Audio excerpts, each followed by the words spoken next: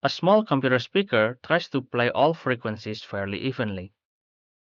A subwoofer clearly boosts the low ones.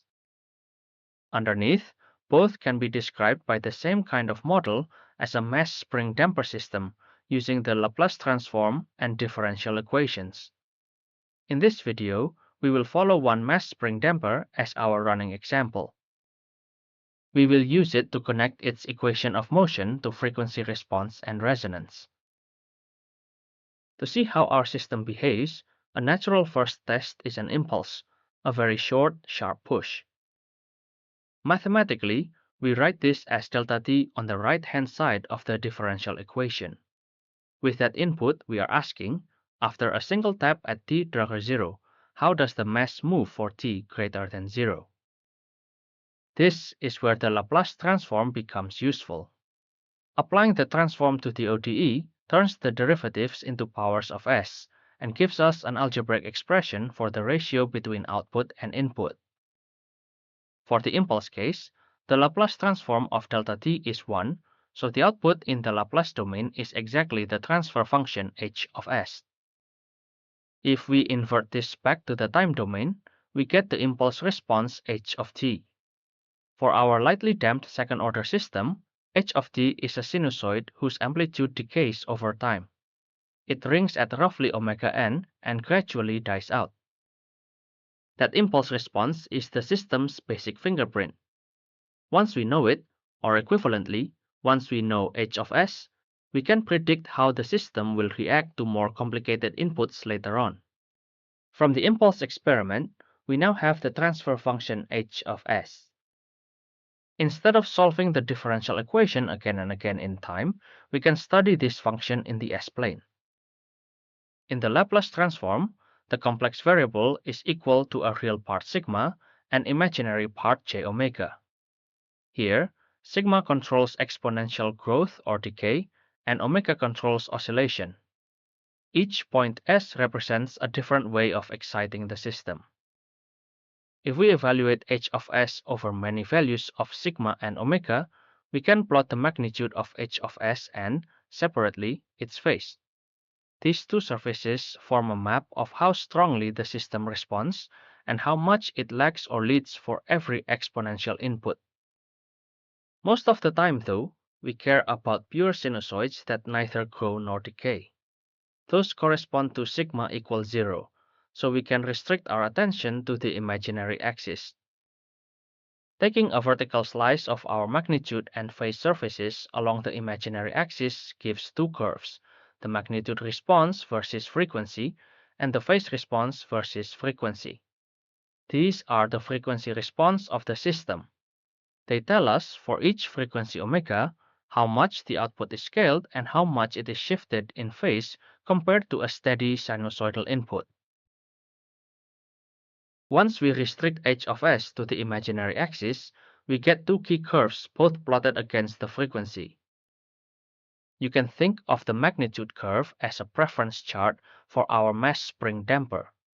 Each point on this curve answers the question, if I drive the system with a pure sinusoid at frequency omega, how big will the steady-state output be compared to the input? At low frequencies, the system follows the input fairly closely, so the magnitude is relatively flat.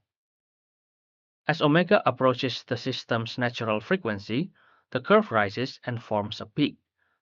This is the resonance region where small input oscillations can produce large output motion. Beyond that, at high frequencies, the mass cannot keep up with the rapid oscillations and the magnitude drops off. The phase curve answers a different question. For each frequency, how much ahead is the output relative to the input phase? At low omega, input and output are almost in step. Around resonance, the phase lag and lead grows quickly, roughly toward plus minus 90 degrees. At high omega, the output lags and leads by nearly 180 degrees. Together, these two curves, magnitude and phase, summarize how our system responds to steady sinusoidal inputs across all frequencies, how strongly it moves, and how far ahead it moves for each note we play. Our mass spring damper system is underdamped, so it has a pair of complex conjugate poles. In the Laplace transform, it leads to two terms inside parentheses at the denominator. What makes this system especially nice is that its frequency response can be evaluated geometrically.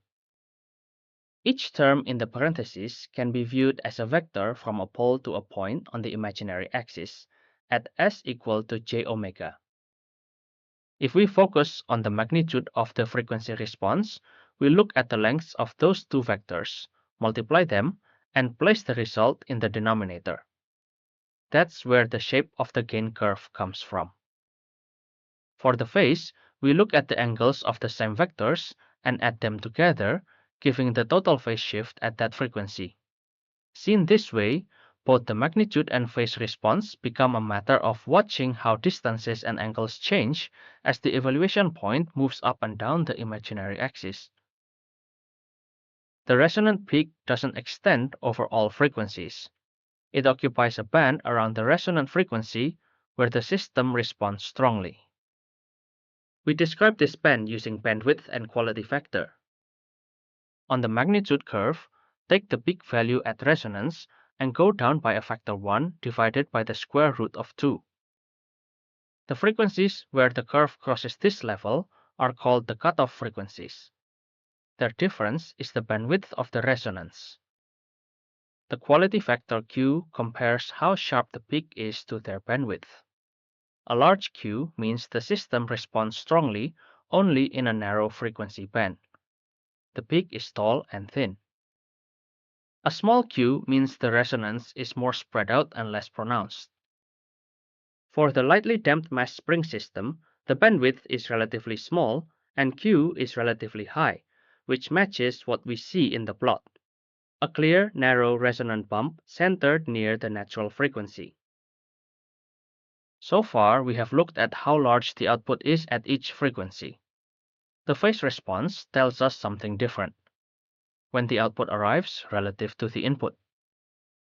For a sinusoidal input 10 times sin omega t, the steady-state output is a sinusoidal signal with amplitude 10 times the magnitude response at frequency omega, and phase differs from the phase response at frequency omega. At low frequencies, the phase difference is close to zero. The mass follows the input almost in sync. Near resonance, the phase difference quickly grows toward about 90 degrees.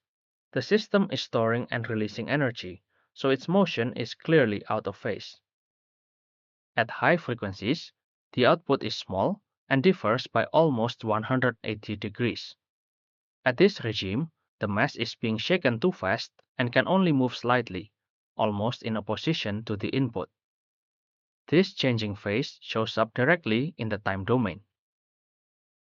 Up to now, we have mostly looked at the frequency response on linear axis, frequency along the horizontal axis, magnitude and phase on the vertical.